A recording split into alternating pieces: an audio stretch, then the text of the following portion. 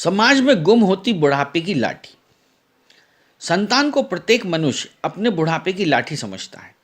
माता पिता द्वारा संतान का उचित पालन पोषण निश्चित रूप से निष्काम कर्म नहीं, वरन फल की उम्मीद में किया गया सत्कर्म है। गीता में निष्काम कर्म को तो करोड़ों में एक व्यक्ति भी शायद मुश्किल से ही कर पाता होगा। मनुष्य के द्वारा अपनी संतान के उचित पालन पोषण व उचित शिक्षा दीक्षा दिलाने के पीछे उनका यही लक्ष्य है कि वह संतान जिसको आज अंगुली पकड़कर चलना सिखा रहा है, कल वृद्धावस्था में उसका हाथ थामेगी, सहारा बनेगी, और होना भी ऐसा ही चाहिए। उस संसार में मनुष्य फल की कामना किए बिना कर्म नहीं कर सकता। वहीं माता पिता अपने बुढ़ापे की लाठी समझकर संतान का पालन पोषण करें तो इसमें अनुचित क्या है। आज अफसोस की बात तो यह है कि मनुष्य की बुढ़ापे की लाठी भौतिकता की चकाचौंध भरी मृग मारीचिका में कहीं खो गई है। ऐसा क्यों हुआ? कैसे हुआ? क्या कमी रह गई थी उनकी परवरिश में? भूल कहाँ हुई? क्या माता पिता से ही यह भूल हुई है? क्या वे ही अपनी संतान को अपने सहारे के लायक नहीं बना पाए? अथवा संतान इतनी स्वार्थी हो गई कि पुरानी बेकार की वस्तु समझकर माता पिता को हटा दिया, अपने आधुनिकता के रंग में डूबी रंगीन जिंदगी से। आज इस प्रतियोगिता भरी जिंदगी के दौर में अपनी संतान को सारी सुख सुविधाएं उपलब्ध कराने के लिए माता पिता को कितने ही कष्टपूर्ण कार्य करने पड़ते हैं। कठोर से कठोर परिश्रम करना पड़ता है, तब जाकर संतान को वे इस समाज में अपना उचित स्थान दिला पाते हैं। माता पिता की मेहनत रंग लाती है, संतान मन चाहा स्थान प्राप्त करती है, लेकिन जादूगर की जादूगरी माया नगरी की तरह सब कुछ क्षण भर में बदल जाता है। युवा उत्तम बनकर भी अधम कार्य करने में तनिक भी नहीं हिचकिचाते। अपनी जिंदगी को आधुनिकता का लिबास पहनाते पहनाते वह अपने जन्मदाता को, पालनकर्ताओं को भूल जाता है। वह भूल जाता है कि आज जो उसका अस्तित्व है माता पिता की ही देन है, जिन्हें वह भुला रहा है, जिनकी अवहेलना कर रहा है। आज समाज में उसका जो स्थान है, उसे वहां तक पहुंचने के लिए उन्होंने अपना सुख चैन कुर्बान किया है। आज का युवा सोचता है कि जो कुछ वह कर रहा है वह सब सही है, उसका निर्णय सर्वमान्य और अंतिम है, उससे अच्छा तो कोई और सोच ही नहीं सकता। वृद्ध माता पिता को तो सैया पर पड़े पड़े मौत का इंतजार करना चाहिए। बेकार में उसके मामलों में टांग अड़ाकर उसकी युवावस्था का सुकूनो चैन छीन रहे हैं, उसकी स्वतंत्रता में बाधक बन रहे हैं। ऐसा सोचते वक्त युवा भूल जाता है कि इन्हीं माता पिता ने अपनी युवावस्था में कितनी ही इच्छाओं का गला घोटा होगा, कितनी आशाओं का दमन किया होगा, कितनी कुर्बानियां दी होंगी, तब जाकर छोटा सा नवजात शिशु आज इस अवस्था में पहुंचा है। कोई भी माता पिता अपने बच्चों का बुरा नहीं चाहते। वे चाहते हैं कि उनके जीवन भर के अनुभवों से आज के युवा अपना मार्ग प्रशस्त करें।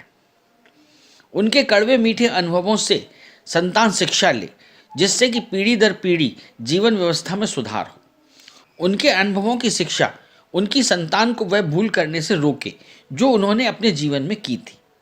गलतियों की पुनरावृत्ति ना हो। लेकिन आज का युवा उनके अनुभवों से लाभान्वित होना तो दूर, उन्हें सुनना भी नहीं चाहता। आज चंद ही संयुक्त परिवार देखने को मिलते हैं। जहां संयुक्त परिवार हैं भी तो घर सुख शांति से नहीं, वरन लड़ाई झगड़े कलेश से भरा रहता है। कुछ अपवादों को छोड़कर तनिक भी शांति नहीं रहती। माता पिता और घर के बड़े बुजुर्गों के साथ युवा कुछ इस तरह पेश आते हैं कि जैसे वे अनचाहे मेहमान हों जो जबरन डेरा डाले बैठे हैं। माता पिता अपने बुढ़ापे की लाठी को इस तरह क्षण क्षण टूटते देख हर सांस के साथ जीवन को व्यर्थ समझते हैं। यदि युवा अपनी मानसिकता में थोड़ा सा परिवर्तन लाएं, अपनी सोच में तनिक भी सुधार लाएं, तो अपने माता पिता के कष्टों को समझ पाएंगे। उन्हें इस कड़े सत्य को समझने में जरा भी भूल नहीं होगी कि वे भी एक दिन इस अवस्था से गुजरेंगे। आज जो कांटों से भरी राहें उनके माता पिता तय कर रहे हैं, उन्हें भी इन्हीं राहों पर चलना है। आज जो व्यवहार वो अपने माता पिता से कर रहे हैं, वही कल उनको अपनी संतान से मिलेगा। जैसा बोएंगे वैसा काटेंगे। वृद्धों की संख्या कुल आबादी की 8 या 10% है। आबादी के इतने बड़े हिस्से का जीवन के शेष दिन गिन गिन कर काटने की भयावह मानसिक स्थिति में हो जाना किसी भी देश के लिए अच्छा नहीं है। विशेषकर भारत जैसे विकासशील देश के लिए आर्थिक, सामाजिक तथा भावात्मक दृष्टि से अच्छा नहीं माना जा सकता। फिर भी उन लोगों की समस्याओं पर जो आज बूढ़ों की परिभाषा में आते हैं या जो कल बूढ़े हो सकते हैं, सरकार, समाज और युवा वर्ग का ध्यान बहुत कम है। आज बूढ़ों की सबसे बड़ी समस्या यह है कि वे अकेलेपन के शिकार हो रहे हैं। बेटे बेटियों की अपनी अपनी जगहों पर लग जाने के कारण उन्हें जहां एक ओर संतोष होता है, वहीं वे यह भी महसूस करते हैं कि उन्हें भुला दिया गया है। जिनके लिए वे जीवन भर काम करते रहे, वे ही जब अपनी राह पकड़ लेते हैं, तब उन्हें हार्दिक दुख होता है। भारतीय समाज में जहां पारिवारिक संबंधों की जड़ें अभी भी बहुत गहरी मानी जाती हैं, आदमी की बूढ़ा होते ही उसे अलग थलग कर दिया जाता है। अक्सर उन्हें एक कमरा देकर, खाना कपड़ा देकर समझ लिया जाता है कि कर्तव्य पूरा हो गया। घर का ड्राइंग रूम सिर्फ जवानों के लिए बैठने की जगह में परिवर्तित हो जाता है। मिलने जुलने वालों की संख्या कम हो गई है। जो मिलने आते हैं उनका वह आदर सत्कार भी नहीं हो पाता जो होना चाहिए। शादी ब्याह या दूसरे मौक़ों पर उन्हें बुलावा आना भी धीरे धीरे कम होता हुआ बिल्कुल खत्म हो जाता है। समझा जाने लगता है कि बूढ़ों की जगह केवल मंदिर है। एक धारणा यह भी पैदा हो जाती है कि बूढ़ों की असली समस्या आर्थिक है। उन्हें यदा कदा कुछ अर्थ आदि देकर संतुष्ट रखने की कोशिश की जाती है। इस उम्र में उन्हें थोड़ा प्यार सम्मान देकर उनकी थोड़ी और जी लेने की चाह को बढ़ाया और मनुष्य जाति में उनकी निष्ठा को टूटने से रोका जा सकता है। बूढ़ों की भावनात्मक समस्याओं के साथ जुड़ जाती है उनके निरंतर गिरते स्वास्थ्य को लेकर पैदा हुई अनेक दूसरी समस्याएं और जटिलताएं। 60 के बाद शरीर ढीला पड़ने लगता है। देखने, सुनने, चलने फिरने, खाने, पचाने और काम करने वाली सभी आवश्यक इंद्रियां शिथिल होने लगती हैं। उससे उन्हें अनेक बीमारियां घेर लेती हैं कि रंगी जीवन से और उसके घर वाले रोगी से छुटकारा चाहने लगते हैं।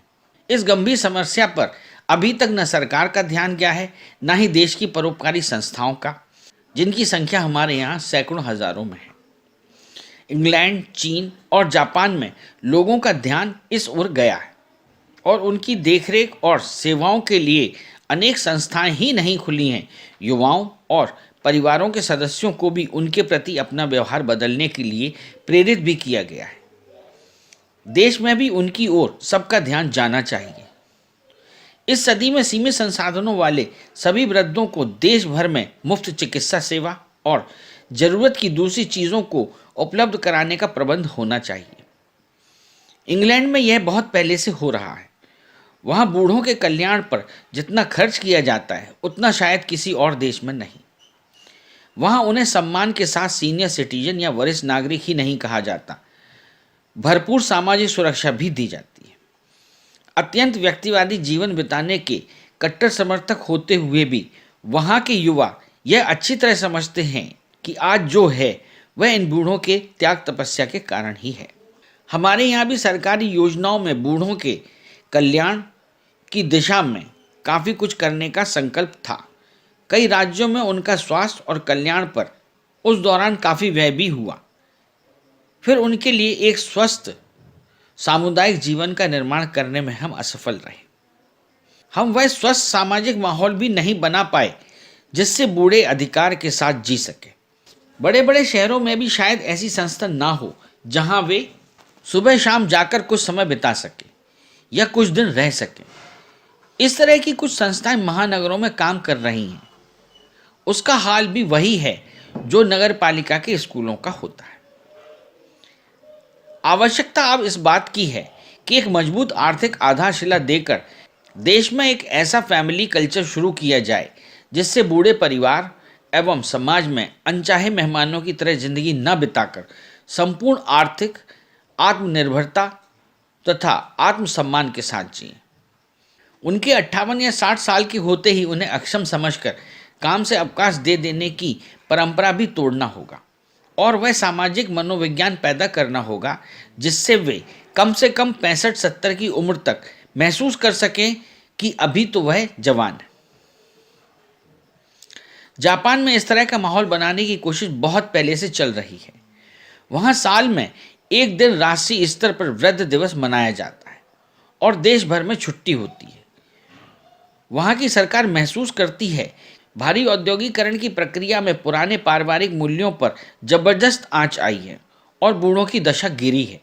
जापानियों का विचार है कि साल में एक दिन उन्हें याद कर उनकी समस्याओं को प्रकाश में लाया जाए और उन्हें हल करने की कोशिश करके हम उन्हें निराशा, ऊब और अकेलेपन के रोग से बचा सकें। पिछले 30 से 35 वर्षों में परिवारों की आर्थिक स्थिति तो सुधरी है, पर साथ ही अपनी अपनी आमदनी और अपना अपना खर्च की फिलॉसफी भी पैदा होकर एक अलगाववाद प्रवृत्ति को जन्म दे रही है।